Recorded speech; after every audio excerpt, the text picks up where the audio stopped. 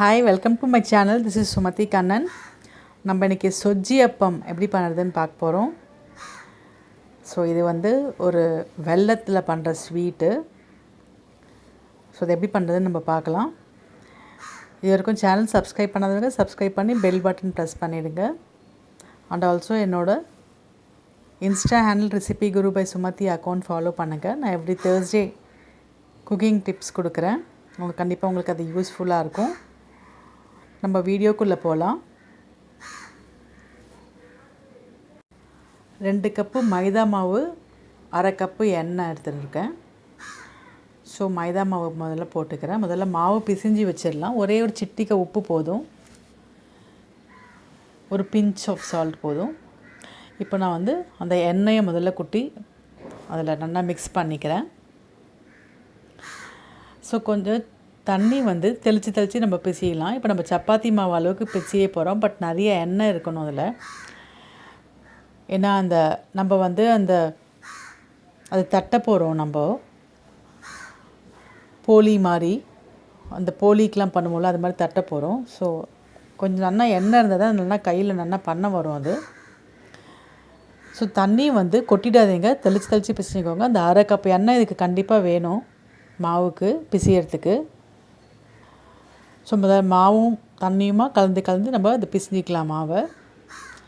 இது பண்ணி வச்சுட்டு அதுக்கப்புறம் நம்ம வேலையை ஆரம்பிக்கலாம். ஸோ தட் இது ஊறும். ஒரு 10 நிமிஷம் இது ஊறட்டும் அதுக்காக.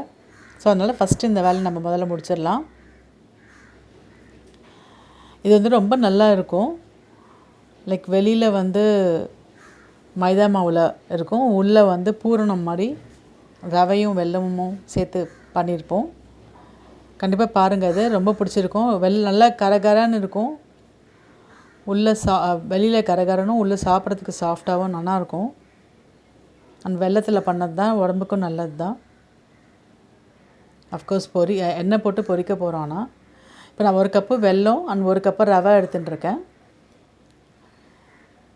ஸோ ரவை வந்து வறுக்க போகிறோம். இனிமேல் தான் வறுக்க போகிறோம். ஜஸ்ட்டு பச்சையாக அப்படியே ரவையை எடுத்து வச்சுட்டுருக்கேன். ரோஸ்டட் ரவை வாங்கினாங்கன்னா கூட ஒரு வாட்டி இந்த மாதிரி வறுத்துக்கோங்க.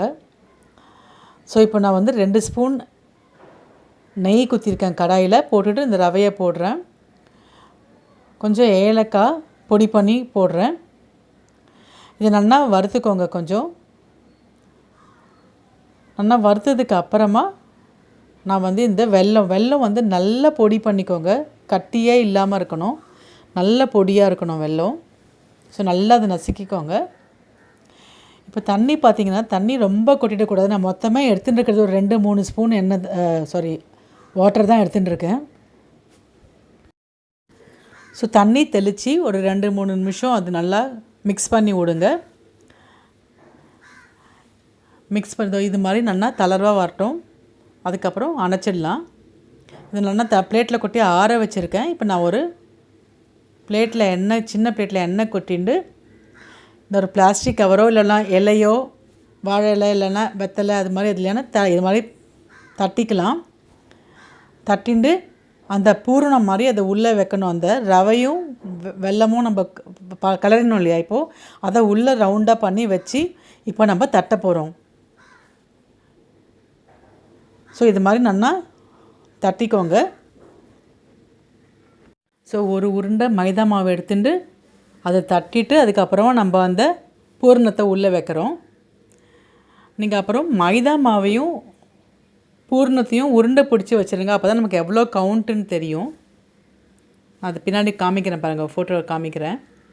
ஸோ இது மாதிரி நல்லா இது மாதிரி தட்டி எடுத்துகிட்டு நம்ம வந்து பொரிச்சு எடுக்க போகிறோம் இதை. ஸோ இதை வந்து ரொம்ப ஒரு ட்ரெடிஷ்னலான ஒரு ஸ்வீட் இது.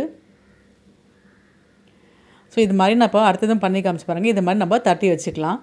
ஸோ ரொம்ப ஈஸி தான் இது பண்ணுறது, ரொம்ப கஷ்டம் கிடையாது. இந்த வெல்லப்பாகு தளர்ந்துருத்துனா கூட கையால் கொஞ்சம் என்ன பிசிஞ்சா மாதிரி பண்ணிக்கோங்க. அப்போ உங்களுக்கு அது ஹார்டாக ஆகாது. இப்போ நான் இது மாதிரி தான் சொல்கிறேன். ஸோ இருக்கிற மைதா மாவு எவ்வளவோ அதுவும் இந்த வெல்லப்பாகையும் உருட்டை பண்ணி வச்சுட்டுருங்க. ஸோ தட் ரெண்டும் ஈக்குவலாக இருக்கும். இப்போ நம்ம எண்ணெய் வச்சுருக்கோம், காஞ்சோடனே பொரிக்கலாம். இப்போ சூடாகிடுது எண்ணெய். இப்போ நம்ம அதை பொரிச்சு எடுக்கலாம். ஸோ இப்போ என்னென்னா இந்த பொன்னரமாக 2 பக்கமும் நம்ம பொரிச்சு எடுக்க போகிறோம்.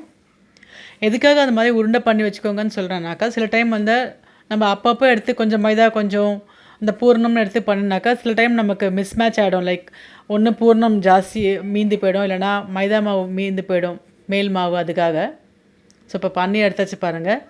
ஸோ அதுக்காக நம்ம ரெண்டுமே ஈக்குவலாக பண்ணி வச்சுட்டாக்கா மீதா ரெண்டும் சரியாக போயிடும். அதுக்காக தான் சொல்கிறேன்.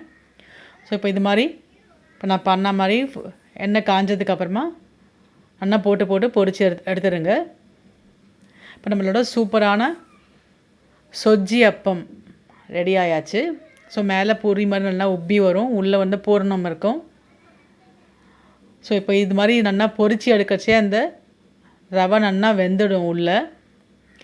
ஸோ எல்லாம் நல்லா கிறிஸ்பாகவும் இருக்கும், ரொம்ப டேஸ்டியாக இருக்கும். அது கண்டிப்பாக பண்ணி பாருங்கள். உங்களோட கமெண்ட்ஸை ஷேர் பண்ணுங்கள்.